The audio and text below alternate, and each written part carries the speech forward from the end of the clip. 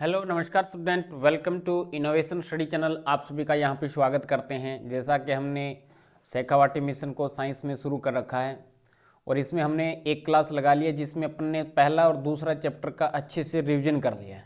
जैसा कि आपने एसएस में देखा था कि बहुत सारे प्रश्न इसमें से आए थे, तो इसी हिसाब से हमने संजीव डेसवर्क करवा रखी है यूट्यूब पर। अगर कोई देखना चाहता है तो एक्सेलेंट डेसवर्क करवा रखी है साइंस में, वो भी कोई देखना चाहते हैं तो पूरी की पूरी करवा रखी है।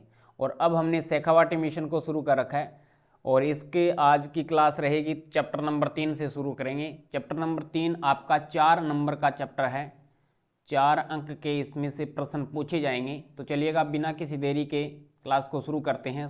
शुरू करने से पहले कोई अगर विद्यार्थी चैनल पे नया है तो चैनल को सब्सक्राइब करके पास में जो बेल आइकन है उसको जरूर दबा लें ताकि प्रत्येक क्लास का नोटिफिकेशन आपको मिलता रहे। और जैसा कि हमने एसएस में अच्छा रिस्पांस दिया है उसी प्रकार से अच्छा ही रिजल्ट हमारा साइंस में आएगा और इसी प्रकार से मैथ की भी महामैराथन क्लास रहेगी। 15 के 15 चैप्टर का रिवीजन होगा। जो मोस्ट इंपॉर्टेंट क्वेश्चन है एग्जाम में बनने की दृष्टि से अच्छे प्रश्न हैं उनका अपन रिवीजन करेंगे। चलिएगा, पहला प्रश्न आज की क्लास का निम्न इस प्रकार से है।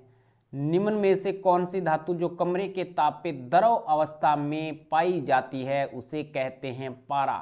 पारा धातु है वो कमरे के तापमान पे द्रव अवस्था में पाई जाती है।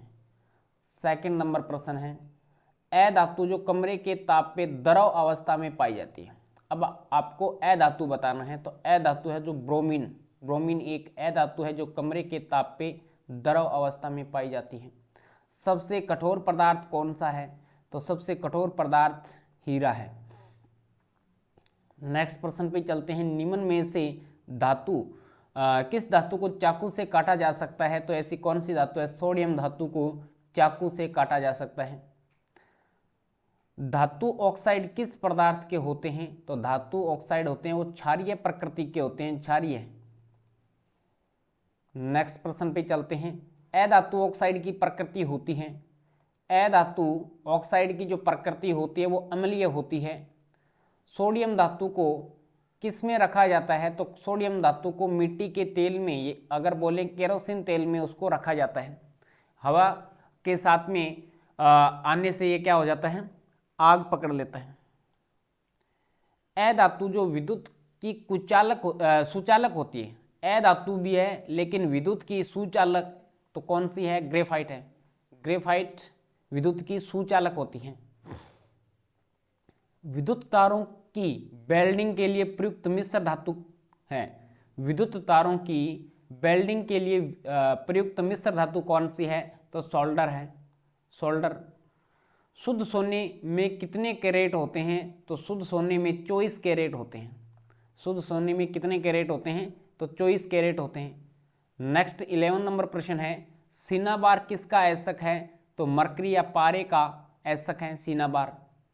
निम्न में से उत्कृष्ट गैस नहीं है। उत्कृष्ट गैस ऑक्सीजन नहीं है। उत्कृष्ट गैस कौन सी नहीं है तो इसमें से ऑक्सीजन गैस उत्कृष्ट गैस नहीं है। सल्फाइड एस्कों से धातु प्राप्त करने की कौन सी विधि है। सल्फाइड एस्कों से धातु प्राप्त करने की कौन सी विधि है तो भर्जन विधि है, भर्जन विधि।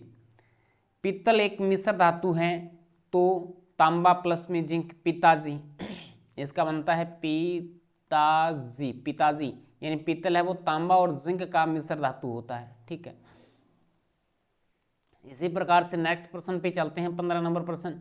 लोहे के फ्राइंग पैन की जंग से बचाने के लिए निम्न में से कौन सी विधि उपयुक्त है। लोहे के फ्राइंग पैन की जंग से बचाने के लिए निम्न में से कौन सी विधि प्रयुक्त की जाती है तो इसके ऑप्शंस नेक्स्ट पेज पे हैं ऊपर की तरफ। आपको ऑप्शन दे रखा है, पहला ग्रीस लगाकर या पेंट करके या जिंक की परत चढ़ाकर या सभी। तो इसमें जो राइट आंसर हो जाएगा वो ये हो जाएगा जिंक की परत चढ़ा के, जिंक की परत चढ़ा के बचाया जा सकता है। नेक्स्ट देखो, स्वतंत्र अवस्था में पाई जाने वाली धातुओं के नाम लिखिए तो स्वतंत्र अवस्था में सोना पाया जाता है, चांदी पाई जाती है, प्लेटिनम तथा कॉपर यानी तांबा स्वतंत्र अवस्था में पाया जाता है, किसी के साथ मिला जुला नहीं पाया जाता। सोल्डर धातु में कौन कौन सी धातुएं होती हैं सोल्डर मिश्र धातु में कौन कौन सी धातुएं होती है? सीसा और टिन होता है। सोल्डर मिश्र धातु है उसमें कौन कौन सी धातुएं होती है? सीसा और टिन होता है। अम्लराज यानी एक्वारेजिया का संगठन क्या है? तो अम्लराज या एक्वारेजिया का संगठन क्या है? तो HCl प्लस में HNO3 का अनुपात 3:1 के रूप में होता है। HCl का अनुपात तो 3 होता है और HNO3 का अनुपात होता है 1, तो 3:1 के रूप में ये पाया जाता है अम्लराज का संगठन। अम्लराज के संगठन में HCl 3 रेशो में पाया जाता है, HNO3 1 रेशो में पाया जाता है। यशद लेपन या गैल्वेनीकरण किसे कहते हैं? यशद लेपन या गैल्वेनीकरण किसे कहते हैं? तो लोहे तथा इस्पात को जंग से बचाने के लिए उस पे जस्ते या जिंक की पतली परत चढ़ाई जाती है। इस प्रक्रिया को यशद लेपन या गैल्वेनीकरण कहते हैं। यानी लोहे या इस्पात को जंग से बचाने के लिए उस पे जस्ते या जिंक की एक पतली परत चढ़ाई जाती है। इस प्रक्रिया को यशद लेपन या गैल्वेनीकरण कहते हैं। नेक्स्ट प्रश्न है, उभयधर्मी ऑक्साइड के 2 उदाहरण लिखिए। उभयधर्मी के पहला उदाहरण है एल्युमिनियम ऑक्साइड Al2O3 और दूसरा है zinc oxide ZnO। Zinc oxide है ZnO। नेक्स्ट प्रश्न पे चलते हैं, अमलगम किसे कहते हैं? अमलगम किसे कहते हैं? मिश्र धातु बनाते समय यदि एक धातु पारे को मरकरी भी बोलते हैं, मरकरी है तो इसके मिश्र धातु को अमलगम कहते हैं। मिश्र धातु बनाते समय यदि एक धातु पारा है या मरकरी है तो इसके मिश्र धातु को अमलगम कहते हैं। नेक्स्ट प्रश्न, कांसा मिश्र धातु में कौन कौन सी धातु होती है? तो कांसे में तांबा प्लस में टिन CuSn होता है। तांबे का प्रतीक Cu प्लस में टिन का Sn होता है, तो Cu प्लस में Sn लिखें या तांबा प्लस में टिन लिखें कांसे के मिश्र धातु में। एनोड पंख किसे कहते हैं? एनोड पंख क्या होता है? जब धातुओं को विद्युत अपघटित परिष्करण विधि से शुद्ध रूप में प्राप्त करते हैं तो एनोड के नीचे निक्षेपित अशुद्धियों को एनोड पंख कहते हैं। जब धातुओं को विद्युत अपघटित परिष्करण विधि से शुद्ध रूप में प्राप्त करते हैं तो एनोड के नीचे निक्षेपित अशुद्धियों को एनोड पंख कहते हैं। ऐसी कौन सी धातुएं हैं जिन्हें हथेली पे रखने पर पिघलने लगती हैं? तो गैलियम तथा सीजियम है। ऐसी धातुएं हैं गैलियम तथा सीजियम जिसको हथेली पे रखते ही वो क्या होती है? पिघलने लगती है। वर्जन किसे कहते हैं? वर्जन किसे कहते हैं? सल्फाइड एशक को वायु की उपस्थिति में अधिक ताप पर गर्म करने पर ऑक्साइडों में परिवर्तित हो जाता है। इस प्रक्रिया को भर्जन कहते हैं। दोबारा, सल्फाइड एशक को वायु की उपस्थिति में अधिक ताप पर गर्म करने पर यह ऑक्साइड में परिवर्तित हो जाता है। इस प्रक्रिया को भर्जन कहते हैं। लोहे पर जंग क्यों लगता है? लंबे समय तक नमी यानी आर्द्र वायु में रहने पर लोहे पर भूरे रंग की परत चढ़ जाती है जिसे जंग कहते हैं। और जंग का सूत्र होता है Fe2O3। जंग का क्या सूत्र होता है? Fe2O3 होता है। अत्यधिक सक्रिय धातुओं का निष्कर्षण किस विधि द्वारा किया जाता है? तो विद्युत अपघटन विधि द्वारा किया जाता है। विद्युत अपघटन विधि द्वारा किया जाता है। आयनिक यौगिक ठोस अवस्था में विद्युत का चालन क्यों नहीं करते? आयनिक यौगिक है वो ठोस अवस्था में विद्युत का चालन क्यों नहीं करते? क्योंकि ठोस अवस्था में आयनों की गति संभव नहीं होती है, अतः विद्युत का चालन नहीं करते। अपरूप किसे कहते हैं? अपरूप आपको बताना है किसे कहते हैं। तो एक ही तत्व के भिन्न भिन्न रूप जिनके भौतिक गुण तो अलग अलग होते हैं लेकिन रासायनिक गुण समान होते हैं, अपरूप कहलाते हैं। अपरूप किसे कहते हैं? एक ही तत्व के भिन्न भिन्न रूप जिनके भौतिक गुण अलग अलग होते हैं जबकि रासायनिक गुण समान होते हैं, उसे अपरूप कहते हैं। मिश्र धातु के 2 उदाहरण लिखो। जैसे पित्तल मिश्र धातु होता है, पिताजी अभी बताया था मैंने, और कांसा। ठीक है, पित्तल और कांसा है जो मिश्र धातु है। धातुओं के कोई 2 गुण लिखने। धातुओं के दो गुण लिखिए तो धातु उष्मा और विद्युत की सुचालक होती है। धातु तन्य आघातवर्धन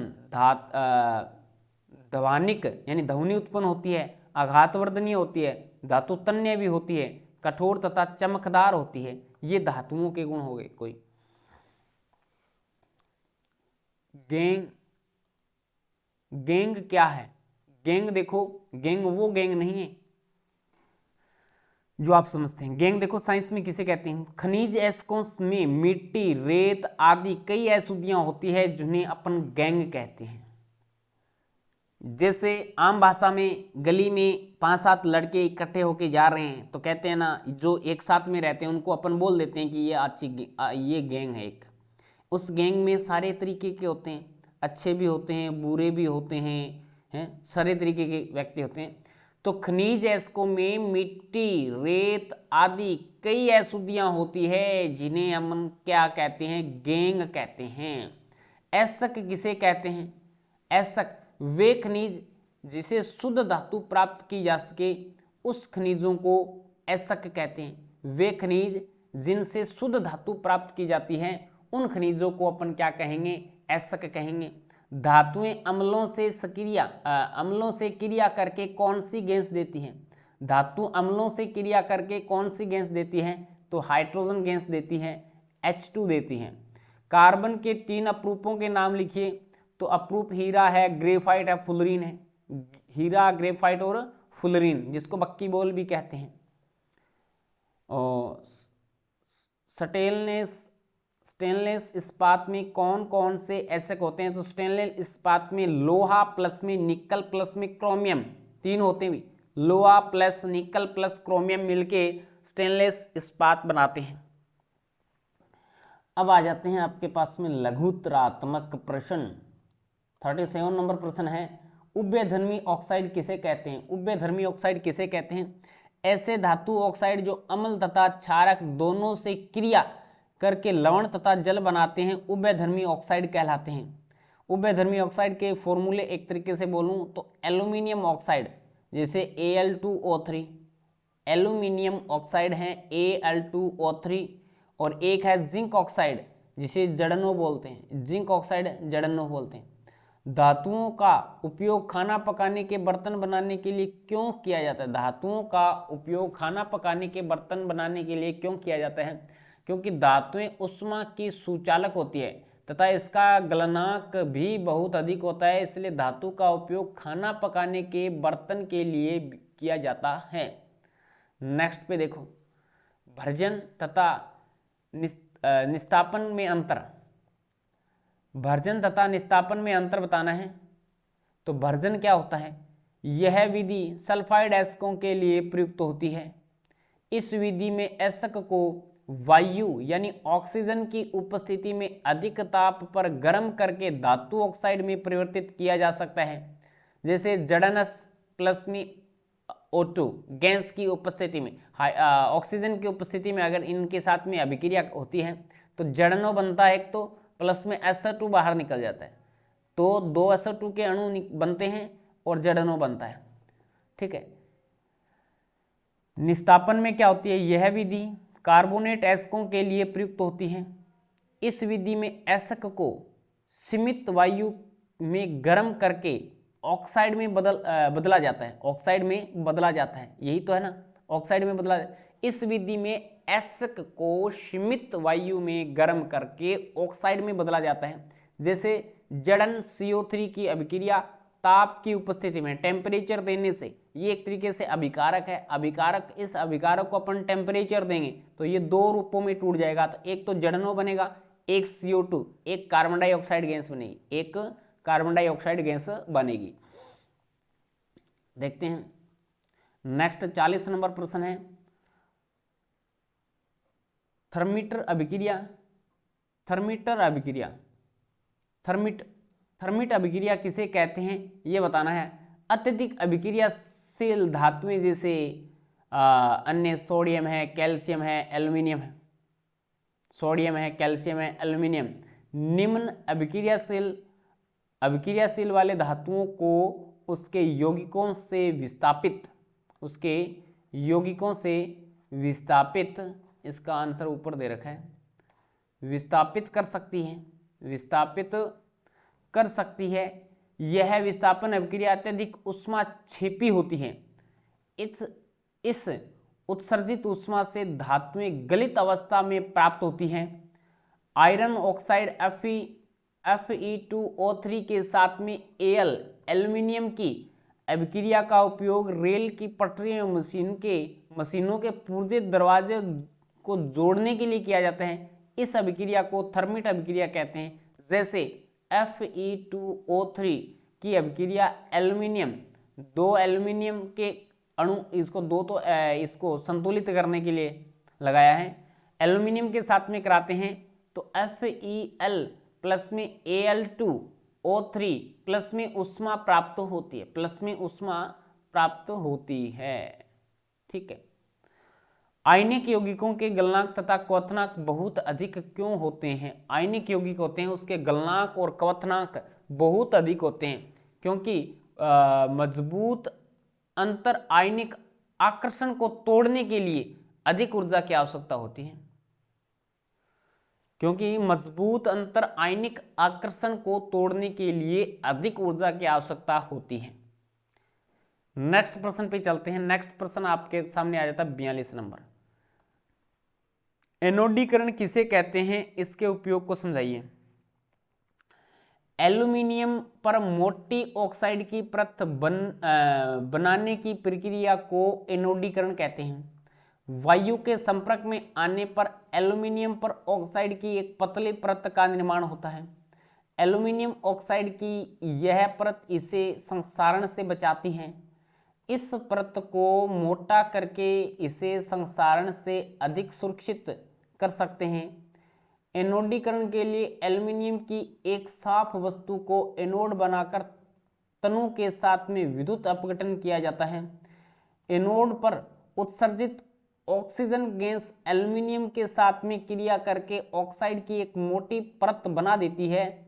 इस ऑक्साइड की परत को रंग कर एल्यूमिनियम की आकर्षक वस्तुएं बनाई जा सकती है। नेक्स्ट प्रश्न है सक्रियता। नेक्स्ट प्रश्न है सक्रियता श्रेणी किसे कहते हैं, इसके आधार पे समझाइए कि किसी धातु लवण के विलयन की अन्य धातु से क्रिया संभव है या नहीं, ये आपको बताना है। तो सक्रियता श्रेणी क्या है, देखो सबसे पहले तो ये देख लेते हैं। सक्रियता श्रेणी वह सूची है जिसमें धातुओं को उनकी क्रियाशीलता के अवरोही क्रम यानी घटते हुए क्रम, अवरोही क्रम कौन सा होता है, बड़े से छोटा होता है, यानी घटते हुए क्रम में व्यवस्थित किया जाता है। अधिक अभिक्रियाशील धातु अपने से कम क्रियाशील धातु को उनके विलयन से विस्थापित कर देती है, लेकिन कम क्रियाशील धातु अपने से अधिक क्रियाशील धातु को विलयन में विस्थापित नहीं कर सकती। उदाहरण के तौर पे आप देख सकते हैं CuSO4 की अभिक्रिया Fe के साथ में करवाने से SO4 Fe के साथ में प्लस में Cu अलग हो जाता है। इस अभिक्रिया से सिद्ध हो रहा है कि Fe Cu से अधिक क्रियाशील है। Fe है वो अधिक क्रियाशील है क्योंकि Fe ने Cu को आकर्षित कर लिया और SO4 को आकर्षित कर लिया, प्लस में Cu को बाहर निकाल दिया। इस अभिक्रिया के विपरीत अभिक्रिया संभव नहीं है। ठीक है,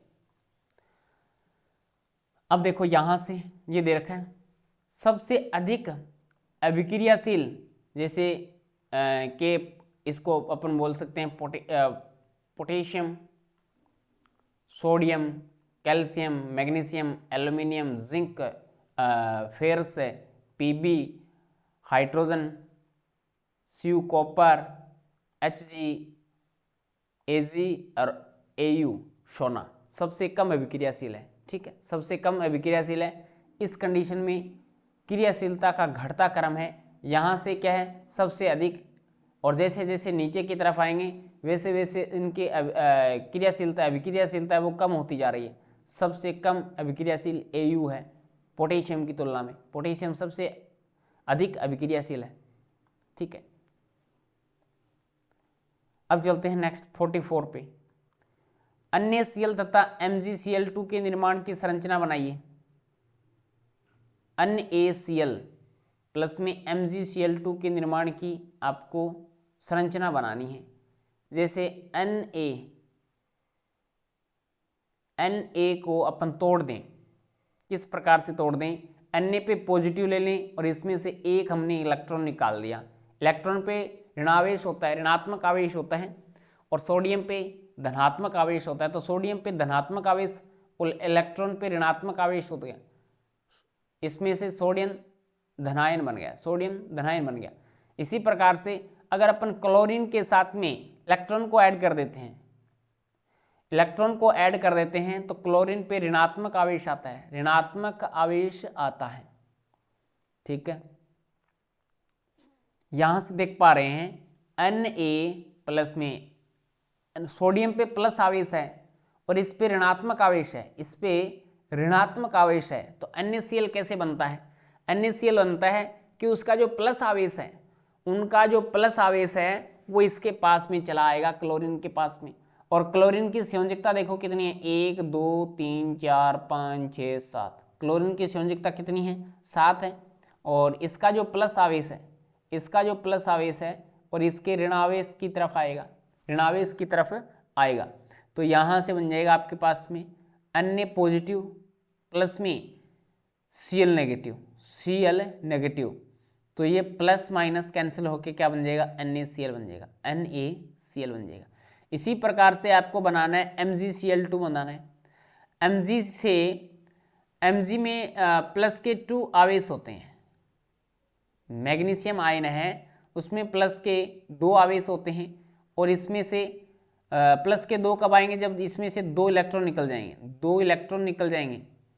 मैग्नीशियम धनायन बन गया और क्लोराइड होता है वो हमेशा ही ऋणायन होता है, क्लोराइड होता है वो हमेशा ही ऋणायन होता है। इसी प्रकार से इस पे 2 प्लस आवेश हैं, 2 आवेश हैं इस पे, तो एक तो इस क्लोरीन की तरफ चला जाएगा और एक चला जाएगा इस क्लोरीन की तरफ। हमें बनाना क्या है? MgCl2। क्लोरीन के 2 अणु हैं, क्लोरीन के 2 अणु हैं, क्लोराइड के 2 अणु हैं, सॉरी क्लोराइड के 2 अणु हैं। तो एक ऋणात्मक यहाँ से है, एक ऋणात्मक यहाँ से है। तो Mg2 पॉजिटिव प्लस में Cl2, ये ट्वाइस नीचे दे रखा है, या 2Cl बोल सकते हैं या Cl की ट्वाइस बोल सकते हैं। इसके साथ में क्या बन जाएगा? ये बन गया आपके पास में MgCl2। 2 क्लोरीन के अणु, क्लोराइड के अणु आ गए, एक मैग्नीशियम आ गया। नेक्स्ट प्रश्न पे चलते हैं।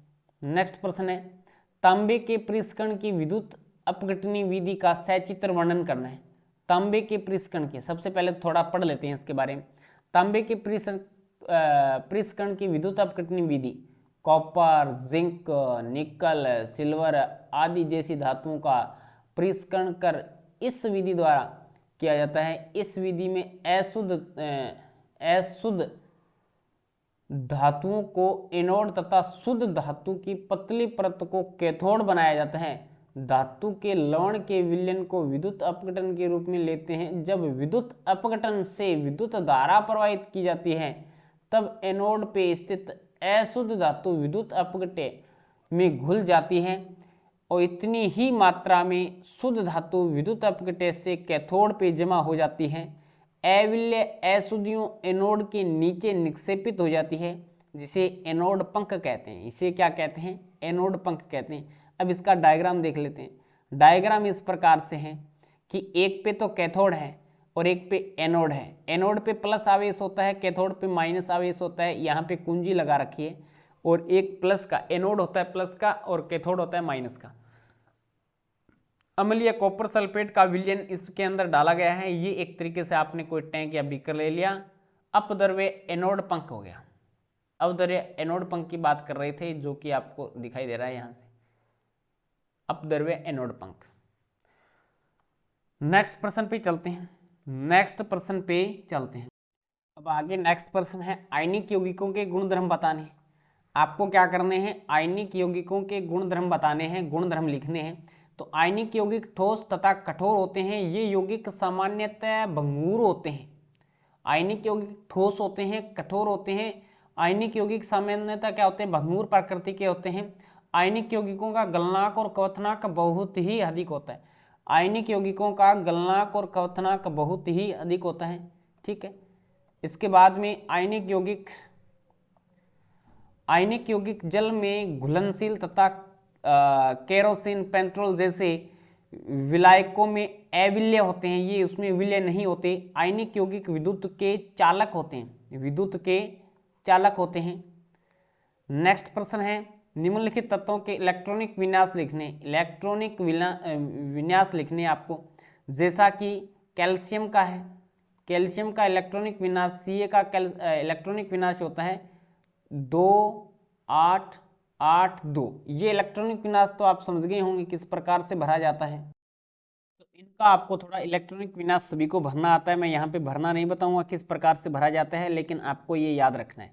कैल्शियम का इलेक्ट्रॉनिक विन्यास एक बार जरूर देखना है, आपको भर के भी देखना है किस प्रकार से भरा जाता है इलेक्ट्रॉनिक विन्यास। सल्फर का बताएं तो सल्फर का इलेक्ट्रॉनिक विन्यास 2-8-6 होता है। नियोन का इलेक्ट्रॉनिक विन्यास 2-8 होता है।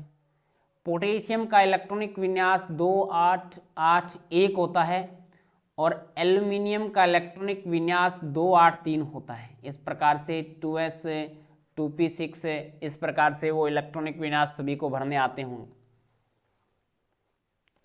अब यहां से देखिएगा नेक्स्ट आपका चैप्टर आ जाता है 4 नंबर चैप्टर है कार्बन एवं कार्बनिक उसके यौगिक।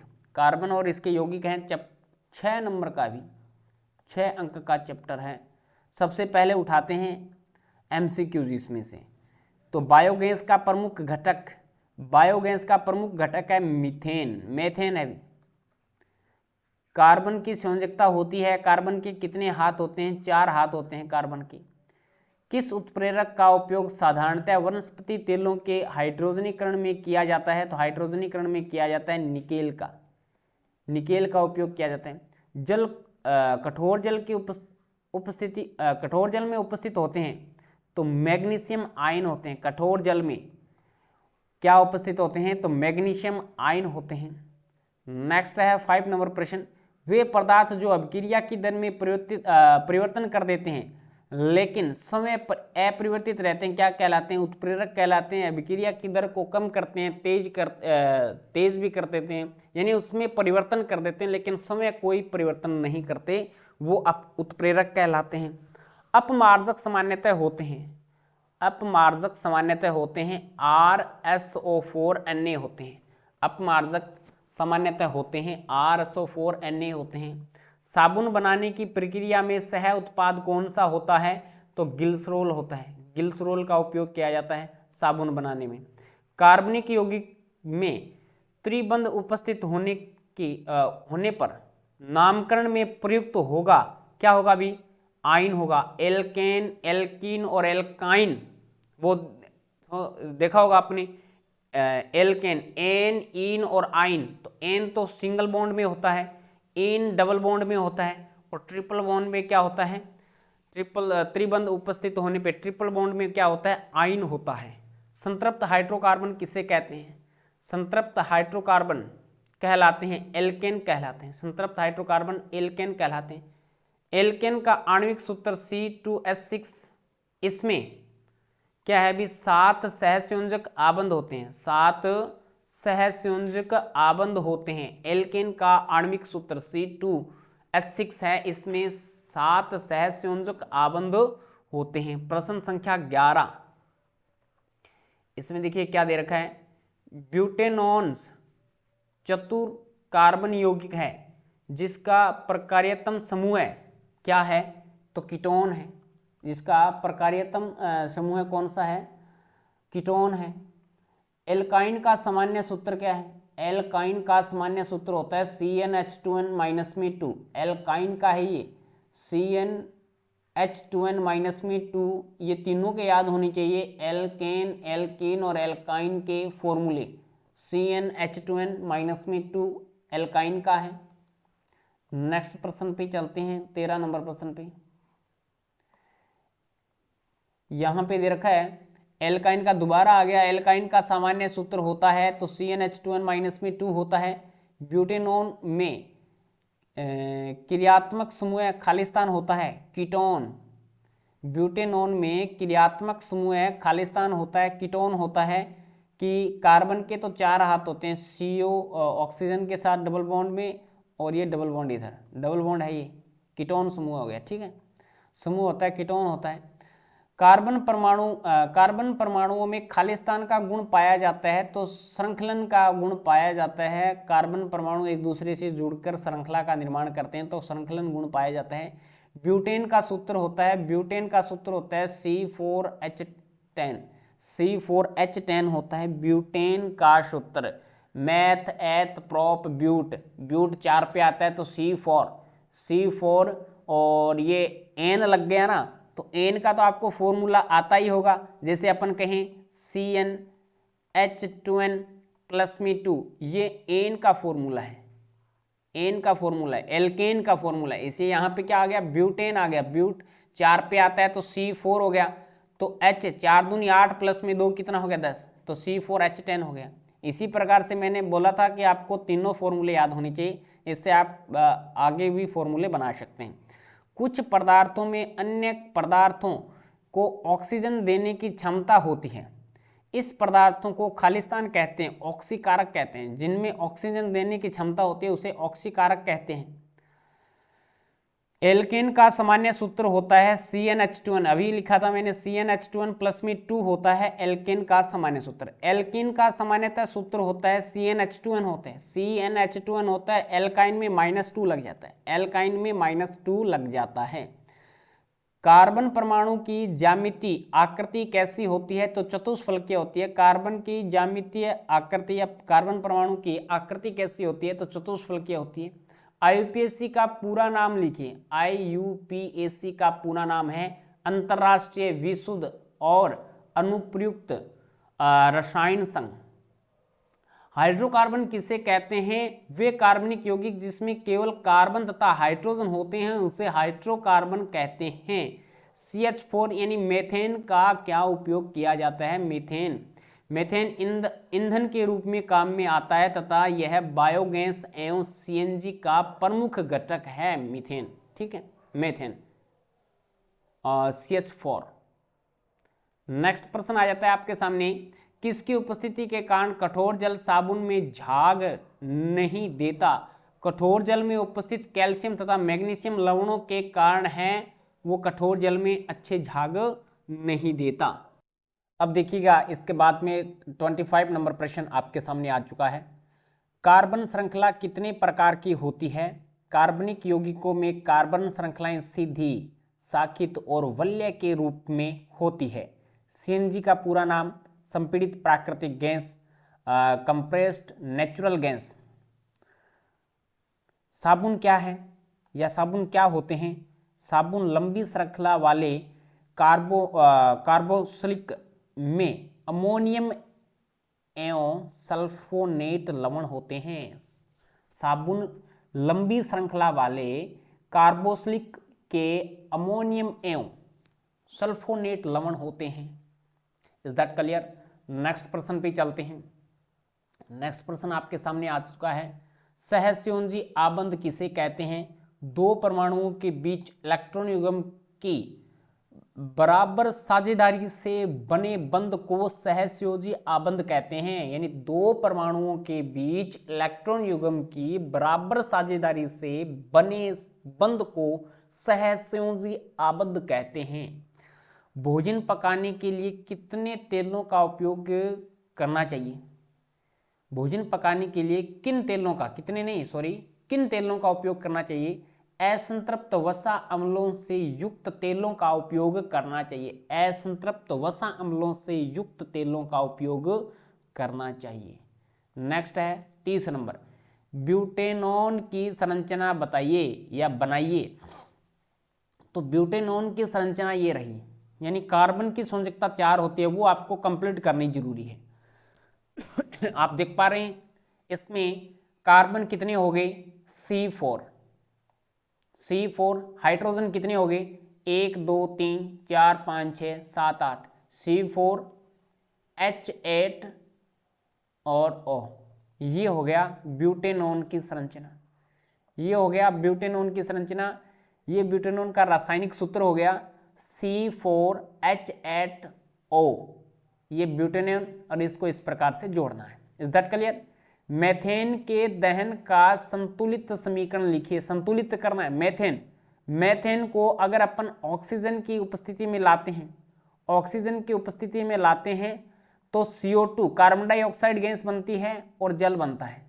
जल बनता है, CO2 बन गया, CO2 बन गया।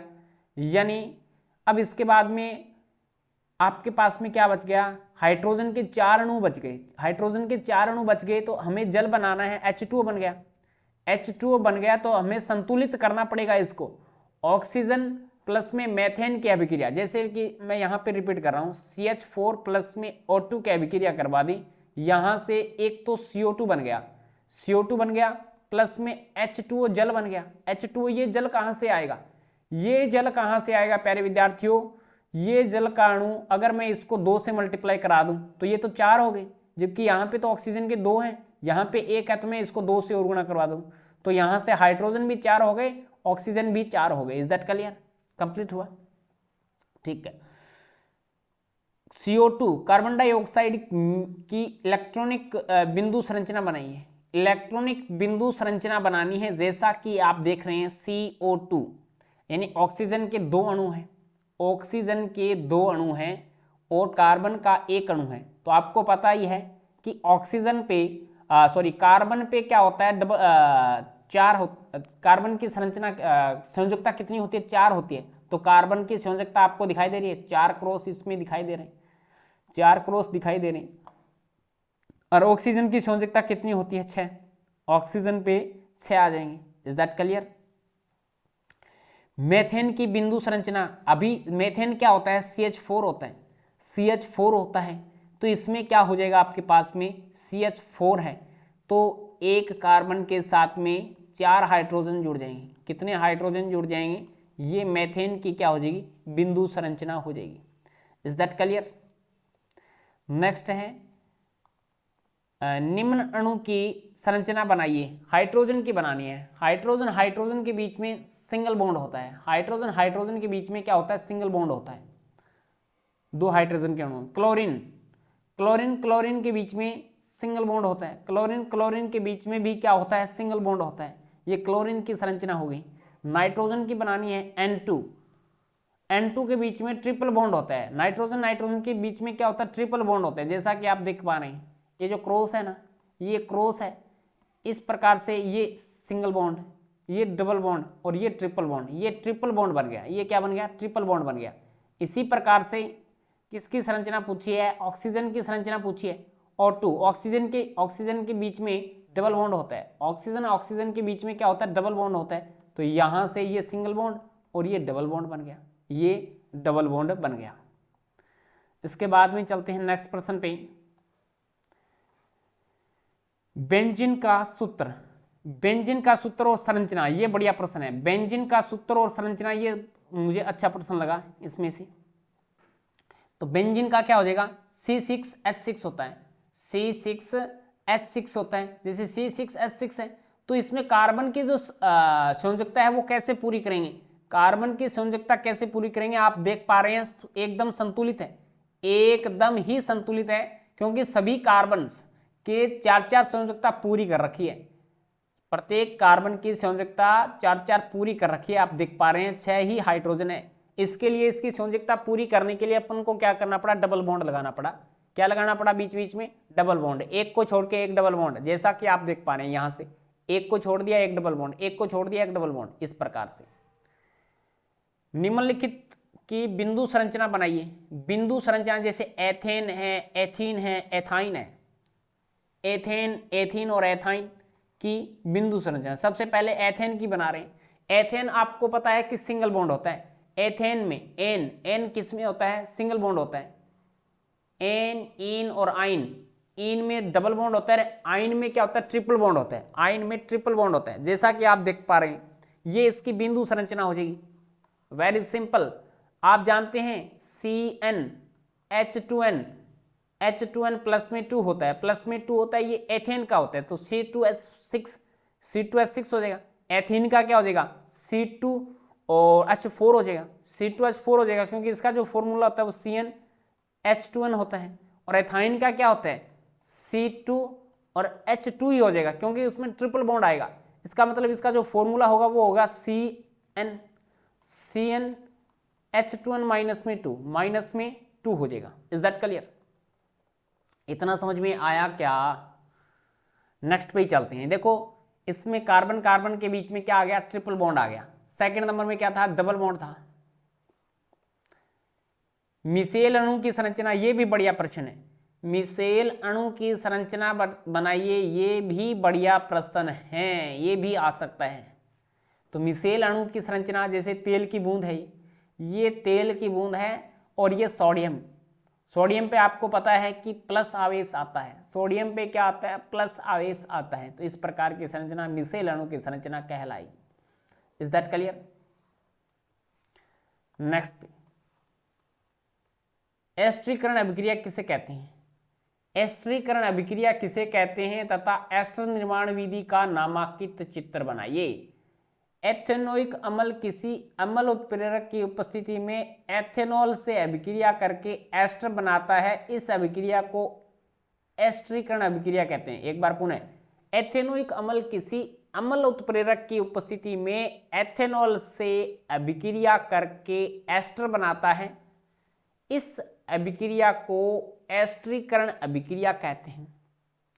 नेक्स्ट प्रश्न पे चलते हैं। जैसा कि आप देख पा रहे हैं, जैसा कि आप यहाँ पे डायग्राम में देख पा रहे हैं, नीचे बर्नर है, इसको हीट कर रहा है, ये तार की जाली है, ये तिपाई है, ठीक है। इस पे आपने बीकर रख दिया और बीकर में क्या है, जल है, और जल के अंदर एक परखनली आपने खड़ा कर दिया। परखनली को आपने इस पे खड़ा कर दिया।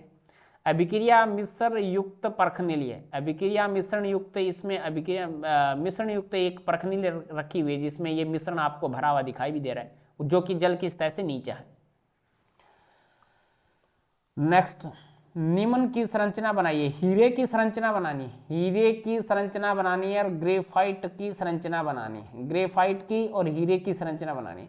हीरे की संरचना देखो इस प्रकार से होती है, जैसा कि आप बनाए। हीरे की संरचना क्या होती है सर जी?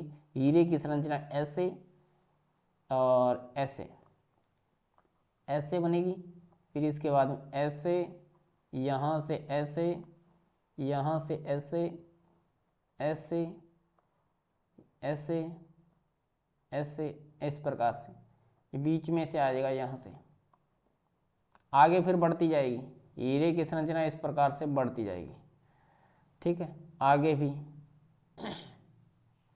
और इसको अपन ऐसे ले सकते हैं, ऐसे ले सकते हैं, ऐसे ले सकते हैं। ये इसको थोड़ा सा इधर आ गया क्या, ये बाहर जाएगा क्या?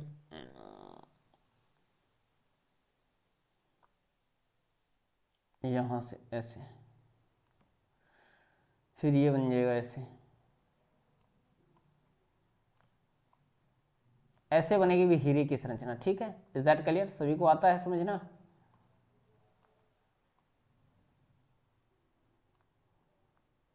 ऐसे बन जाएगी, ये हीरे की संरचना होती है ऐसी। और अब ये ग्रेफाइट की संरचना, ग्रेफाइट की संरचना जैसा कि आप देख पा रहे हैं, ग्रेफाइट की संरचना तो सभी जानते हैं, हीरे की भी जानते हैं, लेकिन ग्रेफाइट की भी देखो ऐसे, ऐसे, फिर इसको आपस में मिलाना भी है ना, बाद में बॉन्ड बॉन्ड को मिलाना है। इसके सामने नीचे डैश डैश से यहाँ पे आपने कोई ले लिया, इसको ऐसे, ऐसे, इस प्रकार से, ये किसकी होगी? ग्रेफाइट की संरचना होगी। यहाँ से ऐसे भी चल जाइए,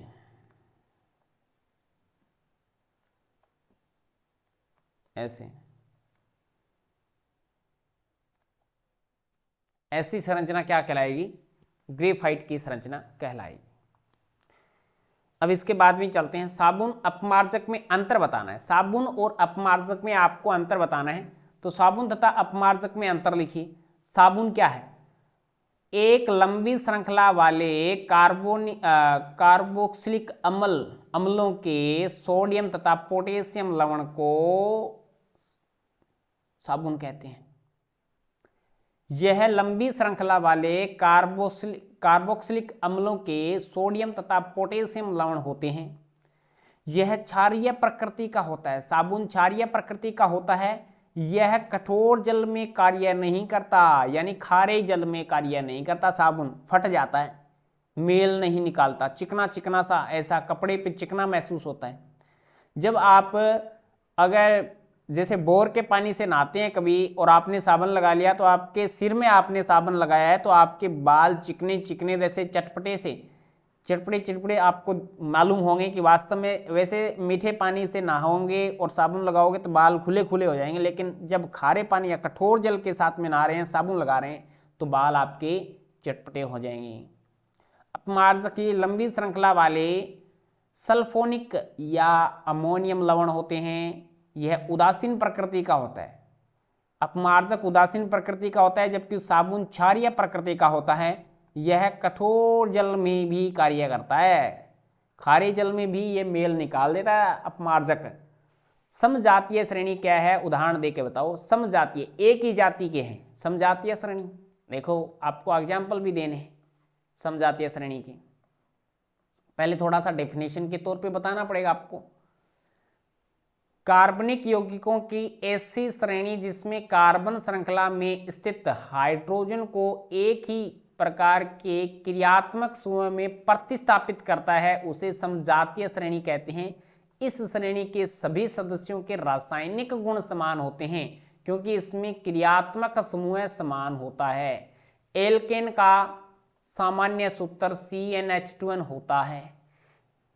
इस श्रेणी के सदस्य CH4, methane, ethane, propane, butane आदि। एन लग रहा है यहां पे, एन लग रहा है, यानी ये एक ही श्रेणी के हैं। इसके रासायनिक गुण समान हैं, इसके रासायनिक गुण समान हैं। इसे क्या बोलते हैं अपन, समजातीय श्रेणी के यौगिक बोलते हैं। नेक्स्ट प्रश्न पे चलते हैं। हाइड्रोजनीकरण क्या है। हाइड्रोजनीकरण क्या है, इसका औद्योगिक अनुप्रयोग क्या है, इसका औद्योगिक अनुप्रयोग क्या है। तो हाइड्रोजनीकरण पैलेडियम Pb या निकल उत्प्रेरक की उपस्थिति में असंतृप्त हाइड्रोकार्बन में हाइड्रोजन जोड़ने पर संतृप्त हाइड्रोकार्बन बनता है। इस अभिक्रिया को हाइड्रोजनीकरण कहते हैं। इसे क्या कहते हैं भी, हाइड्रोजनीकरण कहते हैं। जैसे असंतृप्त हाइड्रोकार्बन है, ये असंतृप्त हाइड्रोकार्बन है और इसमें H2 निकल की उपस्थिति में हाइड्रोजन जोड़ दिया, निकल की उपस्थिति में हाइड्रोजन जोड़ दिए, 2 हाइड्रोजन जोड़ दिए, तो जो डबल बॉन्ड है वो सिंगल बॉन्ड में कन्वर्ट हो गया। डबल बॉन्ड टूट के सिंगल बॉन्ड में कन्वर्ट हो गया, और सिंगल बॉन्ड जब बनता है, एल्केन होते हैं, वो क्या होते हैं, संतृप्त हाइड्रोकार्बन होते हैं, संतृप्त हाइड्रोकार्बन होते हैं। Is that clear. अनुप्रयोग, इस प्रक्रिया द्वारा वनस्पति तेलों को वनस्पति घी में बदला जाता है। वनस्पति तेल में हाइड्रोजन को जोड़ दिया, 2 हाइड्रोजन के अणु जोड़ने से 473 केल्विन ताप में ये वनस्पति घी में बदल जाता है। वनस्पति तेल के साथ में हाइड्रोजन जुड़ने से यह वनस्पति घी में परिवर्तित हो जाता है। नेक्स्ट पे 43, इसमें दे रखा है संतृप्त तथा असंतृप्त हाइड्रोकार्बन किसे कहते हैं, उदाहरण से समझाइए। ऐसे हाइड्रोकार्बन जिसमें केवल कार्बन कार्बन के बीच एकल बंध पाया जाता है उसे संतृप्त हाइड्रोकार्बन कहते हैं। जैसे एल्केन, जैसे एल्केन।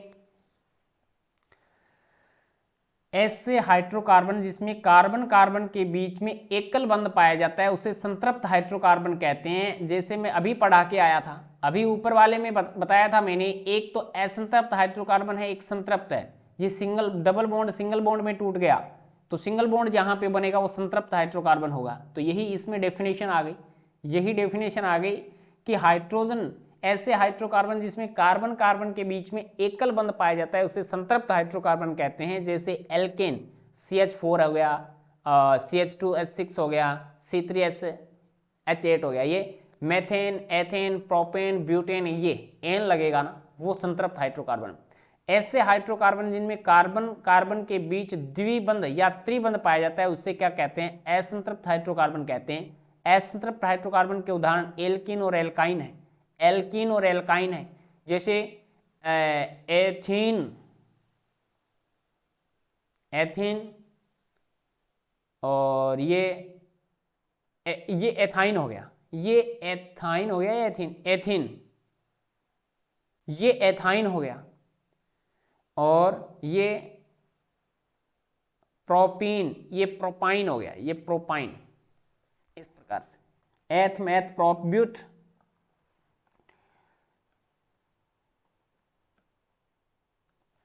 नेक्स्ट पे चलते हैं, निम्न यौगिकों का नामकरण कीजिए।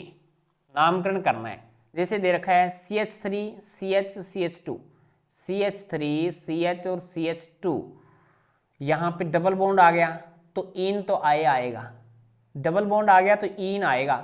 एथ मैथ प्रोप, तो प्रोपीन, इन तो आएगा, डबल बॉन्ड आ गया तो ठीक है। और कितने हैं, 1 2 3 है, 3 कार्बन है, तो एथ मैथ प्रोप, प्रोपीन हो गया। क्या हो गया, प्रोपीन हो गया। अब देखो इसमें CH3 CH और डबल बॉन्ड O आ गया, तो यहां पे क्या बन गया, ये किसका फॉर्मूला बन गया, सेकंड बी, एथेनेल। क्या बन गया अभी, एथेनेल बन गया, एथेनेल का हो गया ये। इसके बाद में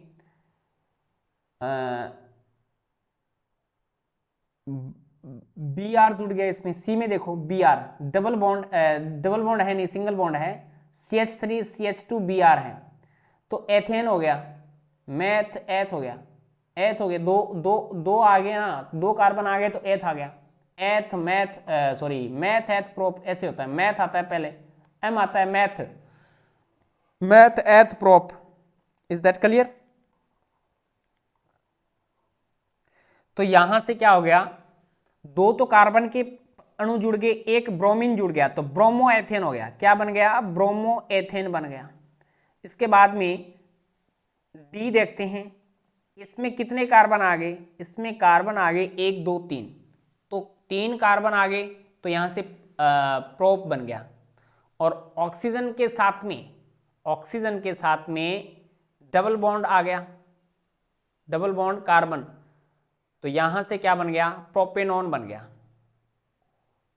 ऑन, तो प्रोपेनॉन, क्या लगेगा इसमें, प्रोपेनॉन लग जाएगा।